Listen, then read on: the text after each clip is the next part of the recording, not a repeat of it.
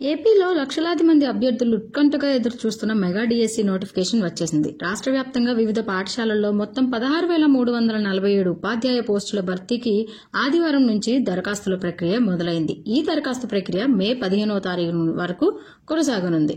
అర్హులైన ఆసక్తిగల అభ్యర్థులు అధికారిక వెబ్సైట్ ద్వారా దరఖాస్తును చేసుకోవచ్చు.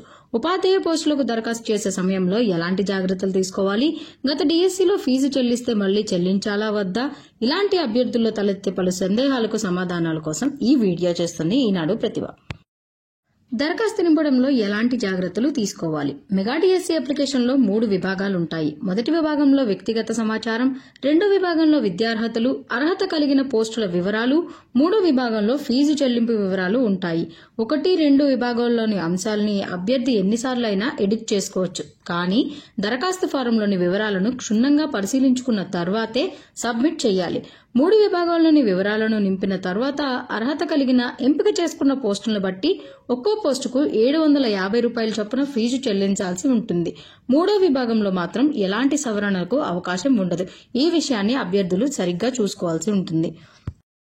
ఇక అభ్యర్థుల ముందున్న మరో ప్రశ్న, గత డిఎస్సిలో ఫీజు చెల్లించిన వారు మళ్లీ ఫీజు కట్టాలా వద్దా? గత ఏడాది ఫిబ్రవరిలో అంటే ఎన్నికలకు ముందు 6,100 పోస్టులకు డిఎస్సి నోటిఫికేషన్ ఇచ్చే సమయంలో దరఖాస్తు చేసుకున్న అభ్యర్థులు ప్రస్తుతం ఫీజు చెల్లించాల్సిన అవసరం లేదు.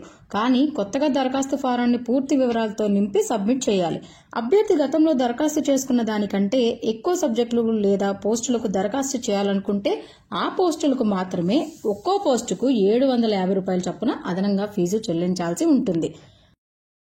మరి డిఎస్సి రాయాలంటే టెట్లో కావాల్సిన కనీస అర్హత మార్కులు ఎన్ని? ఓబీసీ అభ్యర్థులకైతే 60% అంటే 90 మార్కులు, బీసీలకు 50% అంటే 75 మార్కులు, ఎస్సీ, ఎస్టీ, దివ్యాంగ అభ్యర్థులకైతే 40% అంటే 60 మార్కులు కనీస అర్హత మార్కులు సాధించి ఉండాలి టెట్లో. దరఖాస్తు చేసుకునే సమయంలో అర్హత గల పోస్టులకు ఆప్షన్ ఎలా ఎంచుకోవాలి? అభ్యర్థి తన విద్యార్హతలను బట్టి ఏ పోస్టులకు అర్హులవుతారో అప్లికేషన్ సాఫ్ట్వేర్ తెలియజేస్తుంది. అర్హత గల పోస్టులకు అభ్యర్థి తన ఆసక్తి మేరకు వరుస క్రమంలో ఎంపిక చేసుకోవాలి. ఒకసారి పోస్టుల ప్రాధాన్యత క్రమాన్ని ఎంపిక చేసుకున్నాక మార్చుకోవడానికి ఎలాంటి అవకాశం ఉండదు. అందువల్ల జాగ్రత్తగా ఆప్షన్ను ఎంపిక చేసుకోవాలి.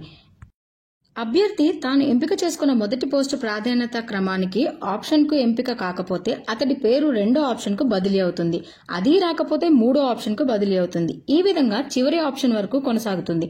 ఒకవేళ అభ్యర్థి మొదటి ఆప్షన్కే ఎంపికైతే మిగతా ఆప్షన్లు రద్దవుతాయి. ఒక పోస్టుకి ఎంపికైన తర్వాత ఎట్టి పరిస్థితుల్లోనూ పోస్టు మార్చుకోవడానికి అవకాశం లేదు.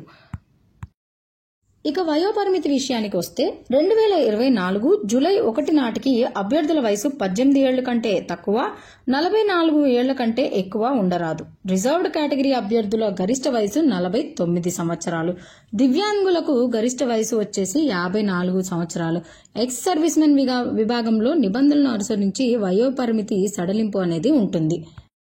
ఏ పోస్టులు ఏ జిల్లాల్లో ఏ స్కూల్లో ఎన్ని వేకెన్సీస్ ఉన్నాయి అనేది అభ్యర్థులు అఫీషియల్ వెబ్సైట్లో చూసుకోవచ్చు. రాష్ట్ర ప్రభుత్వం షెడ్యూల్ కులాల వర్గీకరణ కోసం విడుదల చేసిన జీవో 7 ఆధారంగా గ్రూప్ 1, గ్రూప్ 2, గ్రూప్ 3 విభాగాలుగా నిర్ధారిత శాతం వరకు రిజర్వేషన్ అమలు జరుగుతుంది.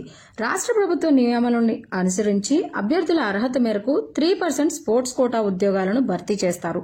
మెగా డిఎస్సిలో ప్రకటించిన మొత్తం 16,347 పోస్టుల్లో అత్యధికంగా 2,678 పోస్టులు కర్నూలు జిల్లాలో ఉండగా శ్రీకాకుళం జిల్లాలో 543 పోస్టులతో చివరి స్థానంలో ఉంది.